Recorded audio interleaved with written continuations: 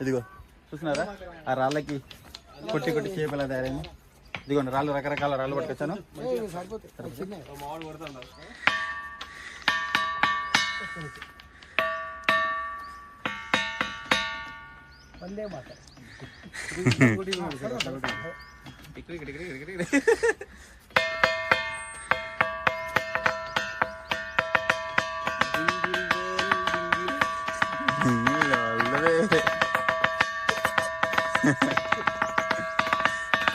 Sound సరిగా రావట్లేదు.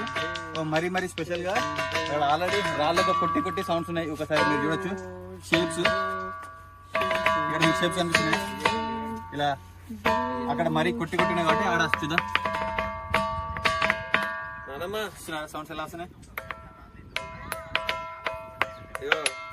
రాళ్ళని కొడతాను సౌండ్ వస్తాను చూడు. అదేదో